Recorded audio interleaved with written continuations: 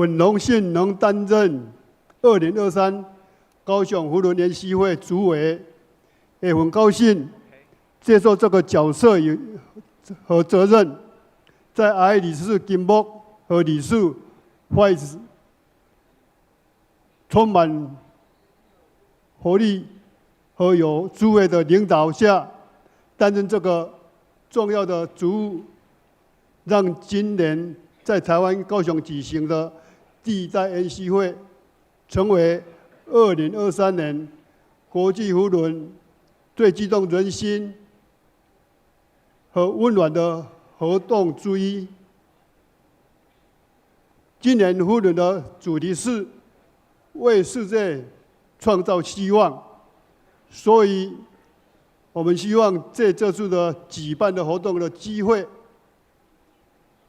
可以为高雄、台湾地带的扶轮社友创造希望，就像 HOP Hope 这个组合一样，是我们的信念，是我们的愿景。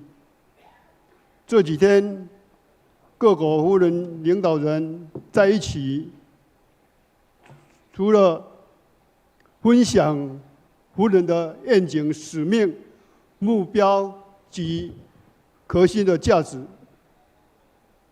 讨论如何为社区、为国家、为世界做更好的服务。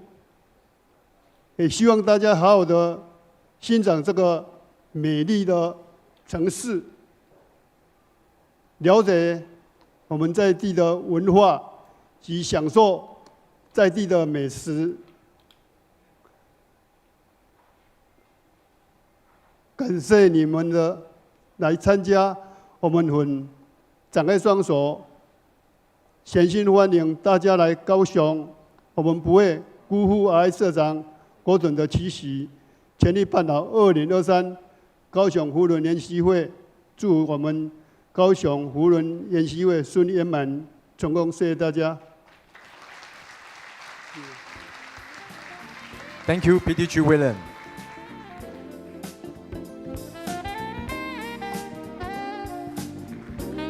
May we please have Past District Governor Plastic John to introduce RI President. 请欢迎 PDG Plastic 上台为我们介绍 RI 社长。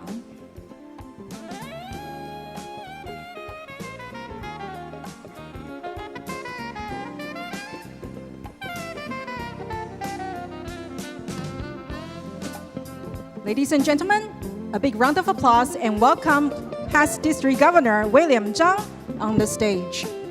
请掌声欢迎 PDG Plastic。Fellow Rotarians, ladies and gentlemen, it is a great honor and pleasure our keynote speaker, our President, Gordon McNally. He joined Rotary in 1984 when he was 26 years old. He became district governor of District 1020 in 1997 to 1998. He served as IBI president in 2004 to 5. He served as director of Rotary International. In 2007 to 2009, he became our president 2023 to 24. President Gordon Singh for the 23 to 24.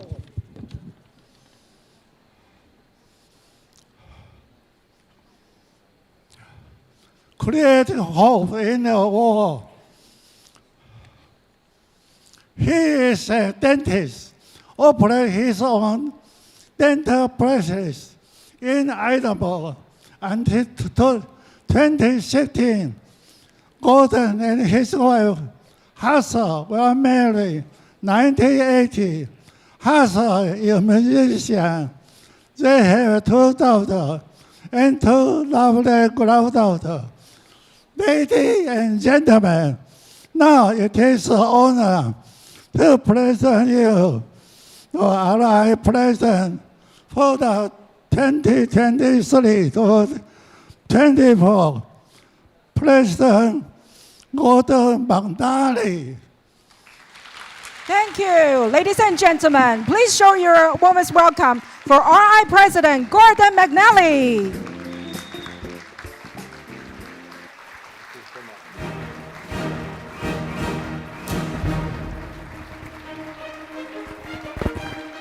Thank you very much, PDG Plastic.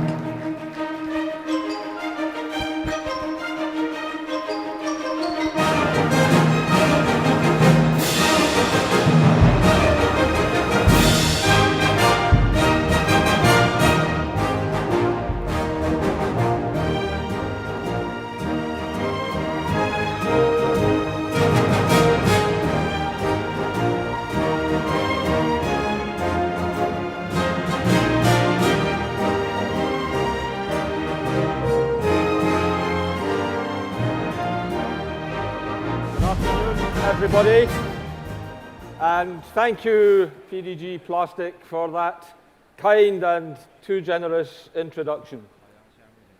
It is a great pleasure to be in Kaohsiung this week. It is hard to believe that it is over 6 months since I was last in Taiwan when I visited Taipei in May en route to the International Convention in Melbourne. I must say it is good to be back.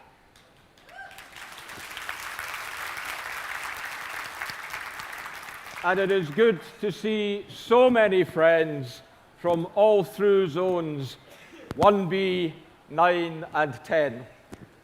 I have always loved participating in Rotary Institutes because they are such an incredible opportunity to celebrate our successes.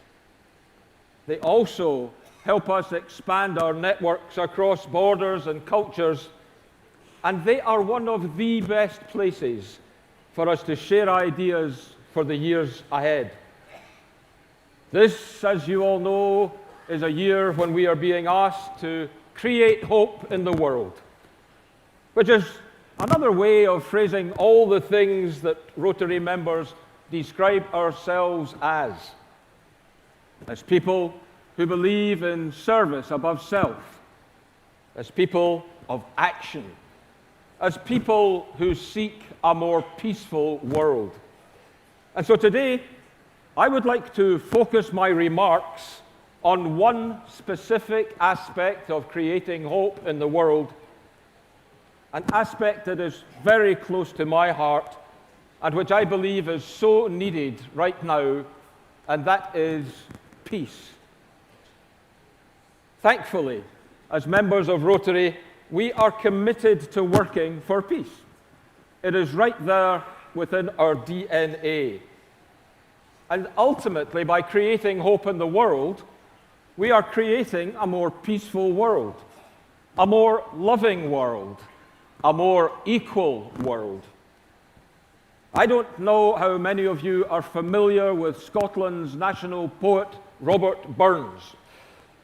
Robert Burns, although he lived over 200 years ago, promoted many of the same ideals that we do in Rotary, in his hope for liberty, for brotherhood, and for peace for all mankind. In his poem, Is There for Honest Poverty?, Robert Burns tells of his hopes and aspirations for the future. Listen to the last verse of that poem, because I would suggest to you that it reflects precisely Rotary's hopes and aspirations for the future. Then let us pray that come it may, as come it will for all that sense and worth over all the earth shall bear the gree and all that, for all that and all that, it's coming yet for all that, that man to man the world over shall brothers be for all that. That verse was written in 1795, exactly 110 years before Paul Harris founded Rotary. But I believe these last two lines, that man to man the world over shall brothers be for all that, would make an ideal description of what we aspire to through our Rotary service. What better goal could we set ourselves than to be able to look on our fellow man as our brother, our fellow woman as our sister? We live in a time of unprecedented technological advances. But sadly, we also live in a time of destruction and human suffering. As we are seeing day after day, week after week, month after month, all over the world, peace is such a fragile construct. Rotary, with its global reach, must help the world live together in peace and in friendship and in love if we are to leave a proper legacy for the generations to come. Humanity has grown up scientifically and technologically, but now we need to grow up even more by pointing the whole human race beyond the petty divisions of nepotism, race, and creed. Too many people in this world have experienced the atrocities of war and of terrorism. Thank goodness that as members of Rotary, we are committed to working for peace. And never forget, peace is more, so much more, than the absence of war or conflict. Peace is freedom. Peace is healthy children and adults. Peace is clean water and sufficient food. Peace is education, human rights, dignity, clothing, concern for mankind. But most of all, peace is love. One of my great inspirations, the late Dr. Martin Luther King Jr. once said, and I quote, "We must discover the power of love, the redemptive power of love. And when we discover that, we will be able to make of this world a new world. For love is the way." And do you know what? Love is the way. Actually, ultimately, love is the only way. Because love can lift and heal when nothing else can. Love can liberate when nothing else will. Love can lead us and guide us along the way beyond our self-enlightened interests and beyond our factions and divisions. Because love can show us the way to be both human and humane. But let me offer a caveat at this stage. I want to make it clear when I use the word love, I do so in a very specific sense.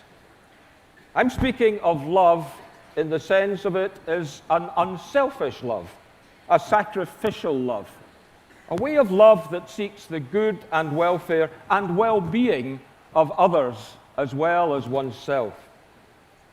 This way of love spoken by Dr. King in the quote I just used is the way to human civilization and life, where, as the slaves of America's antebellum South used to say, there will be plenty good room, plenty good room, plenty good room for all. Now, the obvious question, and the one you are probably asking right now, is could it work? Could it work not simply in theory, but could it work in the factories and on the assembly lines? Could it work in the corporate boardrooms? Could it work in the councils of politics? Could it work in the world, the hard, rough, tough world? Well, it is not easy, but this way of love is the only thing that has ever worked.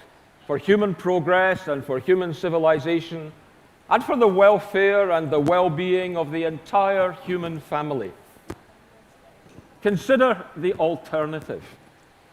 History has shown time and time again that hate does not work. It has never worked, and it never will.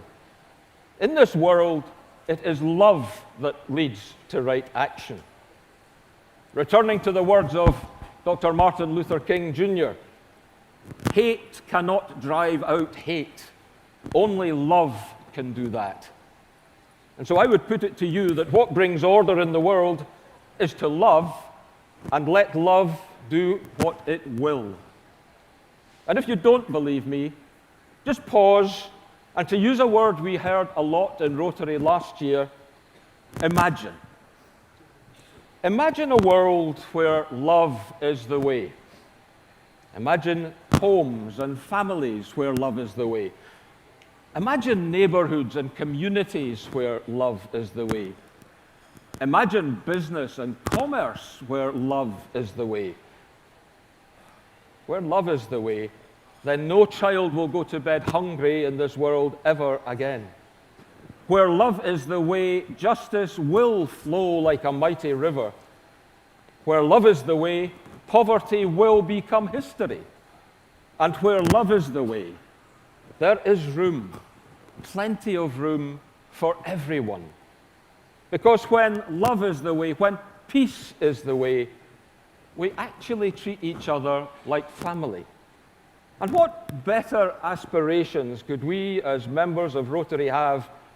What greater hope could we as members of Rotary create in this world than a sense of family and love and peace? It's all about caring. We have to care for each other, because only by caring for each other can we begin to create hope in the world. And of course, to create hope in the world, to create peace in the world, we need to create hope and peace within ourselves. As you are probably already well aware, we are placing a greater emphasis this year on the subject of mental health and well-being. And this emphasis is all about creating lasting change in the communities we serve, as well as in ourselves. There are many people who believe that mental health is all about illness and weakness, but nothing could be further from the truth. Yes, there are some mental health conditions that are diagnosable diseases, and it's wonderful how treatable many of them have become in recent years. But mental health is about much more than that. It's about people finding meaning. It's about people finding connection, people finding purpose, and people finding understanding. And sometimes it is simply having someone to talk to about the everyday challenges of life. Many people build this kind of resilience through religious faith. Others find it in meetings, just like this, where we work together in common purpose to help our fellow human beings thrive and face difficulties. Still others find these connections by working with medical professionals. And many people strengthen their mental health and well-being by building deep personal connections with family, with friends, and with loved ones that allows for vulnerability, where we freely ask not simply, "How are you?" but "How are you really?" When we make these kinds of caring investments in each other, we strengthen our friendships and we strengthen ourselves. Because the research shows that performing acts of kindness is the most effective step anyone can take to protect our own sense of well-being and to make us more resilient to the challenges that life throws our way. I know from personal experience what it is like to see someone close to me suffer in silence and be eaten up by it. And I'm sure all of us, perhaps unknowingly, have experienced loved ones suffering in silence. At the International Assembly in Orlando in January, I shared publicly for the first time how I had seen it all too close at hand when my only brother, Ian, descended into the depths of despair and depression that led him to take his own life 9 years ago. With the benefit of hindsight, Ian had been struggling for some time. Despite being highly successful in his chosen profession, and despite having the most loving wife and family, but he just could not bring himself to ask for help. Was it for fear of being seen as weak? Was it for fear of being judged? Or was it even for fear of being rejected? We will never know the answer to these questions. But believe me, these are 3 questions I continue to ask myself every day in life. I might venture to suggest that one of the main reasons that my brother and so many others like him reach the point they do is that mental health remains such a taboo subject and that mental health services remain in such short supply. I know that Rotary can do something to change that. There are many exciting mental health projects happening in the Rotary world right now, but today I'd like to mention just one. Earlier this year in India, I saw in Nagpur in District 3030 a wonderful initiative being implemented by the Rotary Club of Nagpur through a global grant in partnership with the Rotary Club of Florida, Naples, Florida in the USA. Wellness in a Box is developing a depression awareness curriculum to ages 12 and over, along with a web-based Train the Trainer module. And it focuses on breaking the stigma of anxiety and depression and increasing awareness. It focuses on enhancing coping skills and knowledge. It focuses on suicide prevention. And it trains teachers as school counselors. In addition to India, Wellness in a Box has been implemented in Puerto Rico and Nigeria, as well as in the United States. It breaks stigma by showing that treatment is available and that some cases are preventable. It raises awareness with measurable improvements in knowledge, in negative attitude, and confidence in help seeking. And it increases access to earlier treatment by communicating the local protocol for referral. The great thing about Wellness in a Box is that it is both replicable and scalable. I can guarantee it would work within your zones. Overall, at present, there are over 50 global grant projects underway with a mental health focus, and dozens more are being implemented at club level. So I am excited and delighted that we have already begun to embrace mental health in the Rotary world, and hopefully this is something that we will continue to do in the years ahead. To do this, I encourage you to help us erase the stigma associated with mental well-being. I encourage you to help us raise awareness of mental health needs. And I encourage you to help us improve access to preventative and interventive mental health services. It's a big ask, but it is a vital task. And I am asking each and every one of you to become champions of this effort. My friends, I close as I began by saying thank you for having me here this week. And more importantly, thank you for everything you do for Rotary.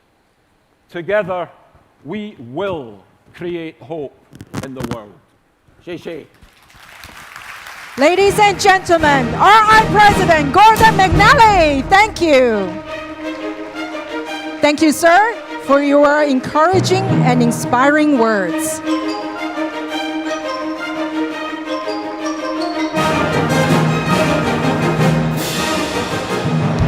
Now, we would like to invite PSRI Director Jackson Shea from District 3522 to give the vote of thanks. welcome.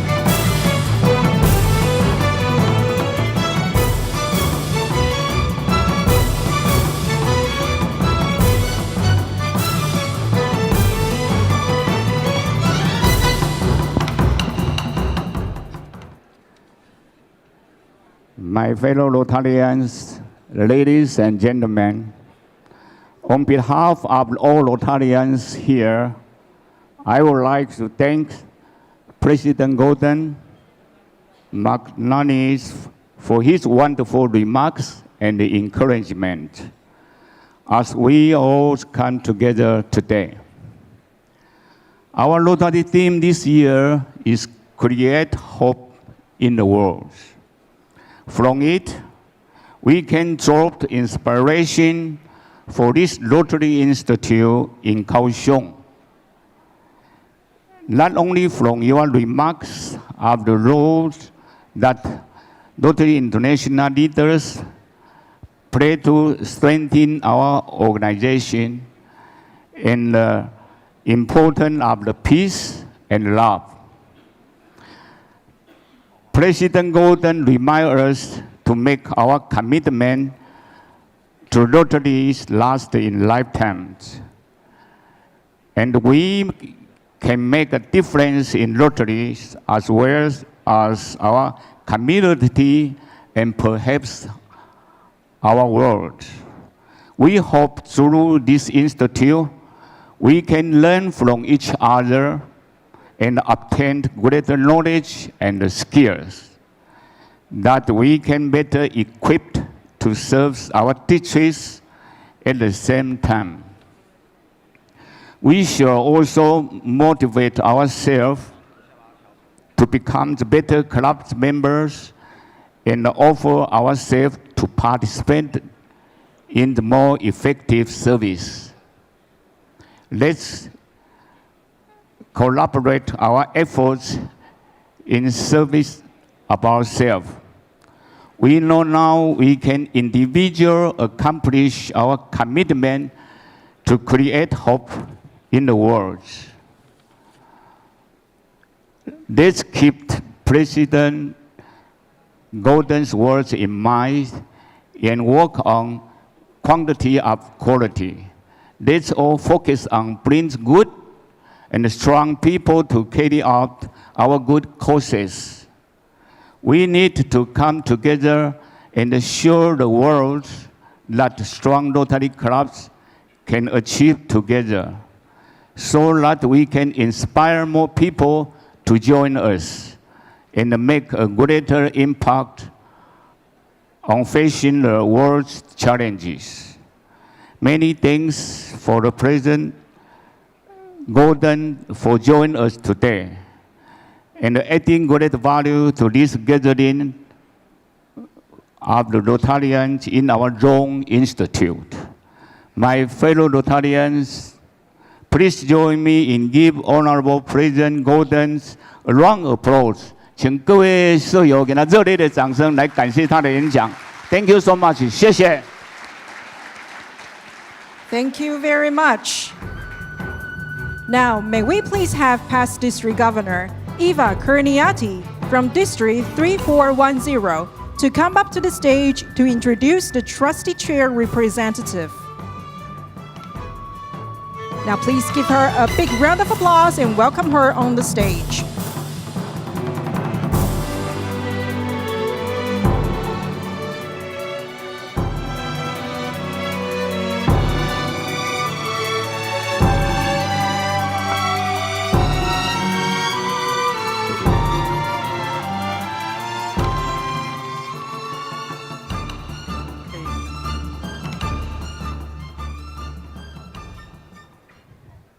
Honorable guests, esteemed Rotary dignitaries, fellow Rotary leaders, ladies and gentlemen. Good evening, 大家好。好。 Welcome to this special occasion where we have the distinct honor of introducing a remarkable and exceptional individual, a true Rotary luminary, past Rotary International President, Mark Daniel Maloney.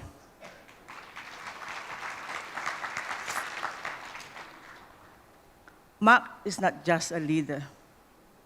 He's a visionary known for his infectious enthusiasm and his favorable expressions. Exceptionally fabulous. I had the honor of witnessing this firsthand during the 2018 Yogyakarta Rotary Institute, where he described the Yogyakarta Rotary Institute as exceptionally fabulous, even comparing it favorably to the 2014 Rotary Convention in Sydney, which he chaired. Thank you, sir, for such a gracious compliment. Thank you. And I'm very honored to have played a part in that event. Thank you, sir. Looking at Mark's professional journey, he is a principal in the distinguished law firm of Blackburn, Maloney, and Shupert LLC, focusing on taxation, estate planning, and agriculture law. His extensive legal background is highlighted by membership in the American Bar Association, Alabama State Bar Association, the Alabama Law Institute, and notable term as the past president of the Morgan County Bar Association. His lovely wife, Gay, also shares his professional dedication as an attorney in the same law firm. Beyond the legal world, Mark's commitment to the community is commendable. He actively engaged in Decatur religious committee, serving as the chair of the Church Finance Council and a local Catholic school board. Additionally, his leadership role includes serving as president of the Community Foundation of Greater Decatur, chair of Morgan County Meals on Wheels, and director of both the United Way of Morgan County and the Decatur-Morgan County Chamber of Commerce. In the world of Rotary, Mark's journey spans over 40 years. A big hand to our past president, 40 years as a Rotarian, culminating in his presidency during the transformative year 2019 and 2020. Currently serving as chair-elect of the Rotary Foundation for 2023 and 2024. Mark has been instrumental in steering Rotary through dynamic and challenging times, holding various strategy positions within the organization. Mark and his lovely wife, Gay, steadfast support for the Rotary Foundation as Paul Harris Fellows, major donors, and Banquet Society members. That reflect their deep commitment to Rotary value. Ladies and gentlemen, please join me in welcoming the exceptional and fabulous leader, past Rotary International President Mark Maloney.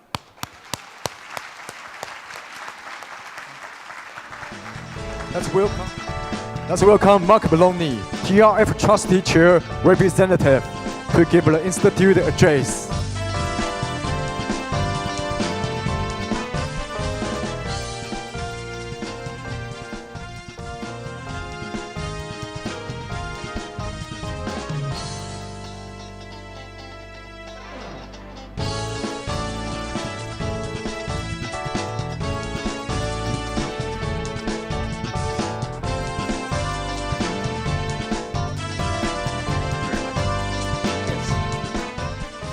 Ni hao.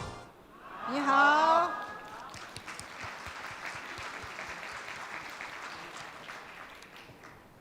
Good afternoon, Rotarians, Rotaractors, and members of the family of Rotary.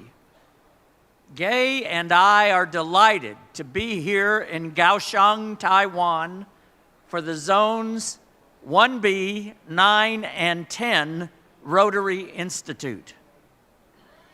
I extend to each of you the greetings of past Rotary International President and current trustee chair Barry Rassin and the other trustees of the Rotary Foundation. It is an honor for Gay and for me to be at this institute with Rotary International President Gordon McAnally. It is my pleasure to greet Institute co-conveners Gimbok Chu and Muhammad Faiz Kidwai, and also Institute Chair, past District Governor William Tseng. I also acknowledge Rotary Foundation Trustee Aziz Memon. I am particularly happy today to note the presence of past Rotary International President Gary Huang and past First Lady Corinna Yao. Past President Gary and Corinna and Gay and I have a special relationship that goes back almost 30 years. In 1994, both Gary and I were group discussion leaders at the International Assembly in Anaheim, California. We were assigned to adjoining hotel rooms and shared a parlor between the rooms.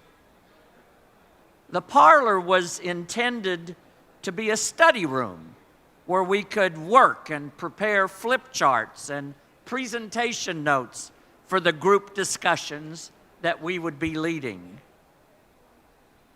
But for Gary and Corinna, the parlor also became the rehearsal room for the Taiwanese governors-elect to practice their dance performance for International Festival Night.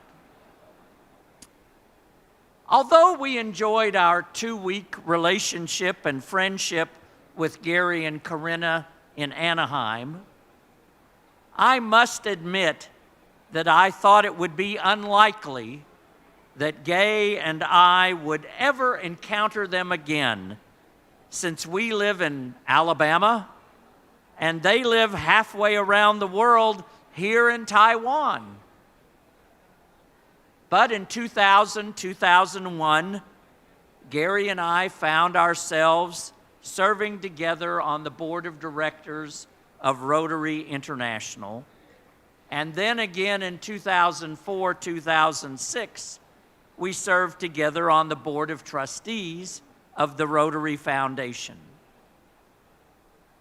But the ultimate connection occurred in 2019, 2020, when I served as the president of Rotary International at the same time that Gary served as chair of the trustees of the Rotary Foundation.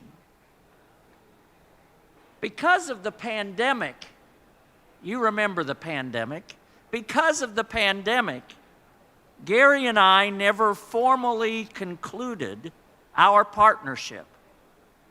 So I particularly asked trustee chair Barry Rassin to appoint me as the trustee representative to this institute so that Gary and I could, at least symbolically, but jointly, close out our year of service together.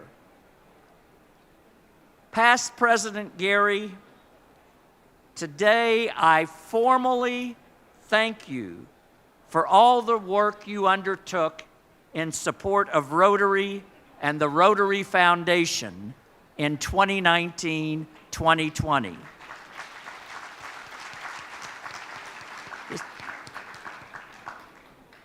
when we celebrated that Rotary connects the world, I express my appreciation for your leadership in fund development for the foundation, and I particularly thank you for the trustees' unanimous recommendation to establish the environment as Rotary's 7th area of focus. This one decision has charted a new course for Rotary as we answer the call of many Rotary members around the globe to address environmental concerns. Fellow Rotarians, Rotaractors, and ladies and gentlemen, I ask you to join me in acknowledging the great leadership and great service to Rotary offered by past Rotary International President Gary C.K. Huang.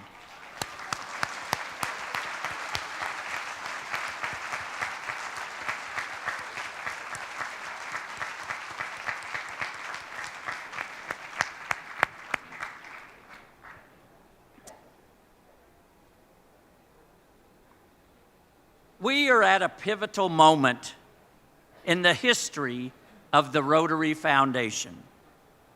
Frankly, it is amazing to me that we are making such great strides in so many different areas of the foundation. In our battle to eradicate polio, we are probably in the best position in which we have ever been. Although we are distressed to see occasional new cases of wild virus polio, we have seen this before. We went through this same period of lingering cases in India and Nigeria. As of yesterday, there have been only 12 cases of wild virus polio so far this year. 6 cases in Pakistan and 6 cases in Afghanistan. At this time last year, there were a total of 30 cases, 20 in Pakistan, 8 in Mozambique, and 2 in Afghanistan. But you may ask, why do I consider that we are probably in the best position ever in the eradication of polio? There are several reasons. First, we are deploying enhanced vaccines that are designed to combat the particular strains of the wild polio virus that are currently circulating. Also, we are seeing the most effective immunization campaign in Afghanistan that has operated in years. In most of the country, Afghani government officials are permitting house-to-house immunization campaigns rather than just mosque-to-mosque campaigns. That is important because the vaccines are now coming to the children rather than the children coming to the vaccines. Furthermore, although there are severe restrictions upon what women can do outside the home in Afghanistan, the Afghan government is quietly permitting women vaccination workers to participate in the immunization campaigns. This is critical in getting the vaccine into the homes. Finally, the wild polio virus is cornered into a very small part of the world. Of the 160 government districts in Pakistan, polio is considered endemic in only 7 of them. And of the 34 provinces in Afghanistan, all of the 2023 cases have occurred only in the one Nangarhar province bordering the endemic area of Pakistan. This is really a very small area. Moving on, over the course of the next 14 months, we will open a new chapter in our Rotary Peace Centers program. As you know, Rotary offers a 2-year master's degree program in peace building and conflict prevention at 5 peace centers located at leading universities around the globe. Plus, we offer a mid-career professional certificate program at Makerere University in Uganda. In 2025, we will welcome the first cohort of students in another professional certificate program at Bahçeşehir University in Istanbul, Turkey. The opening of this program fulfills a long-held goal to locate a peace center in a predominantly Muslim country while also establishing a peace center in the Middle East and North Africa. In February 2025, there will be a special opportunity to celebrate our outstanding Peace Centers program. President-elect Stephanie Yurchik will convene her only presidential peace conference at the new Rotary Peace Center at Bahçeşehir University to celebrate the arrival of the first class of fellows. I encourage you to consider attending this unique Rotary event. One of the challenges that has faced Rotary for years is how to respond to natural disasters. No subject has bedeviled the board of directors and the trustees more than disaster response. I would guess that over the last 100 years, more than 80 decisions have been taken by the boards regarding disaster relief. Time and again, we have implemented a new policy regarding disasters, only to change that policy a short time later. We all acknowledge that Rotary is not a disaster relief organization. The grants program of the foundation is focused upon long-term sustainable development. Nevertheless, Rotary members want to respond to disasters through Rotary, not through other organizations, so the foundation must meet their desire. I believe that the foundation has now developed a balanced approach to disaster relief that will withstand the test of time. A few years ago, the trustees established a general disaster response fund. Contributions are made by Rotary members into this fund, which are then available for grants to districts experiencing natural disasters. In the event of a disaster, the district governor in the affected area can apply for a $25,000 grant to address local needs. With the General Disaster Response Fund, there is no direct correlation between the funds contributed and the particular disaster. Contributed funds are held in a pool to be available when a disaster strikes. However, there are disasters of such magnitude and notoriety that Rotary members desire to respond directly and immediately to that specific disaster. To meet this desire, in April, the trustees approved a plan to establish dedicated disaster response funds for specific disasters of magnitude.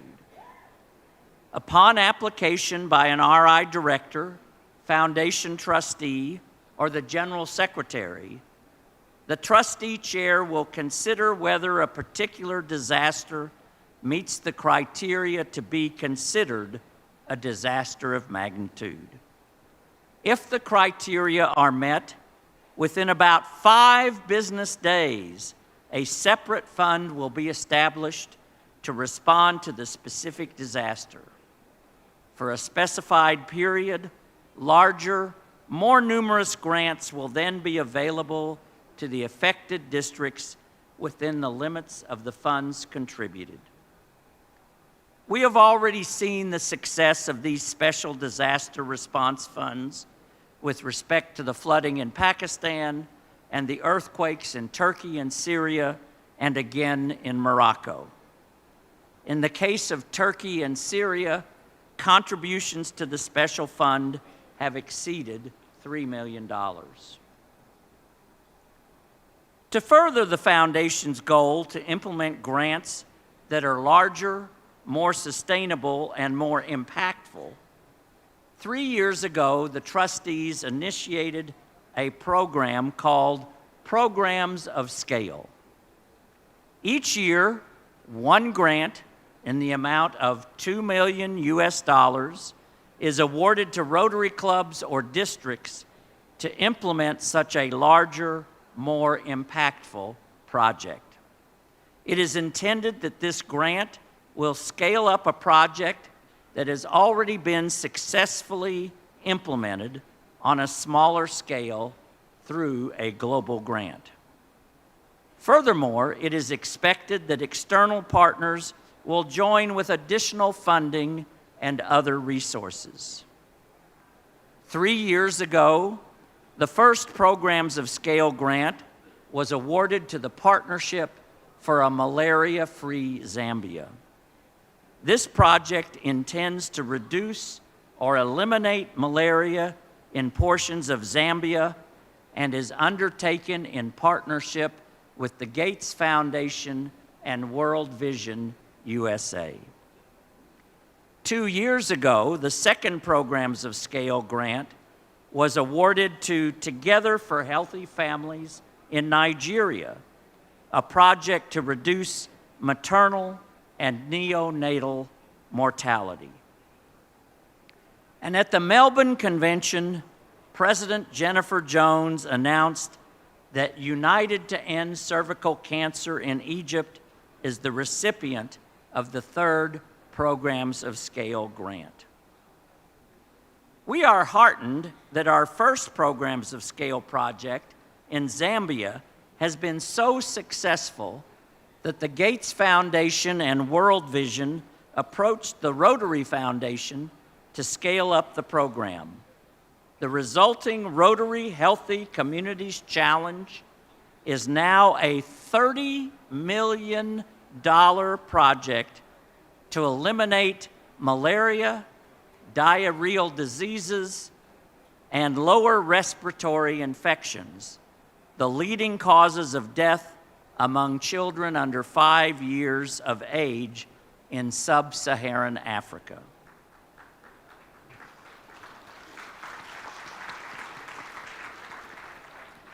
Furthermore, this project will extend beyond Zambia to include the Democratic Republic of Congo, Mozambique, and Nigeria. Of course, none of these great achievements of the Rotary Foundation can happen without your financial support. As Trustee Chair Barry Rassin considered the tremendous positive impact that the Foundation is having in the world today, he challenged the trustees to establish a significantly larger aspirational fundraising goal. This year, our comprehensive fundraising goal is $500 million. This is quite a departure from last year's goal of $430 million. But with the generosity of Rotary members around the globe, we can achieve this milestone in giving. The trustees have also considered the financial security of the foundation for years to come.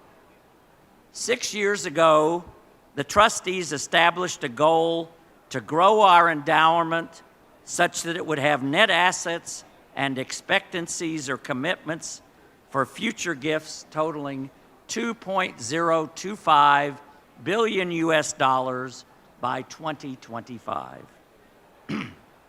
This goal is known as 2025 by 2025.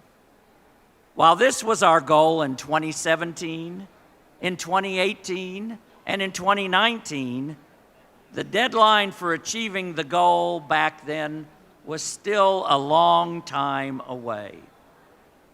But with 2025 just around the corner, the urgency to achieve this goal is now at the forefront. And since I will be the trustee chair in 2025, the deadline to achieve this goal certainly has my attention. As of the end of September, we were still $391 million short.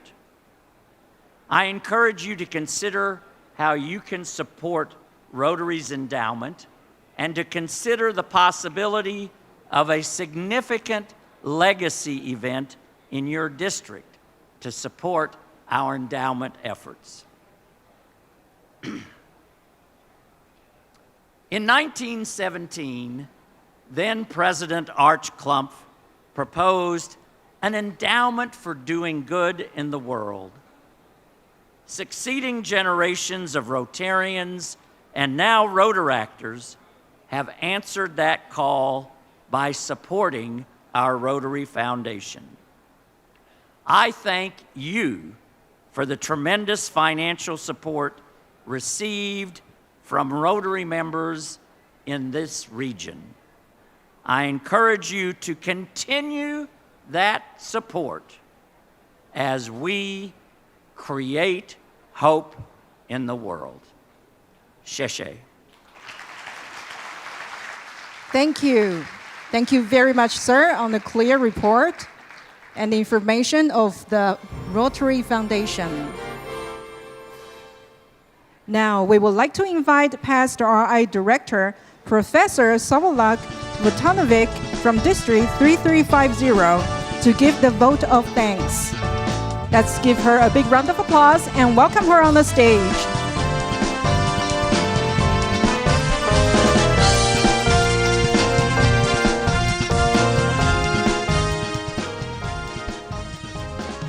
Ladies and gentlemen, dear friends, a very good afternoon to all. สวัสดีค่ะ Today is really a special, very special day for all of us at this wonderful Sohn Institute at Kaohsiung, Taiwan. To have a great speaker, the past President Mark Maloney, Trustee Chair Representative, to kindly give us a very informative and inspirational speech. On behalf of all participants here, I deem it a great honor and privilege to propose a vote of thanks on this occasion.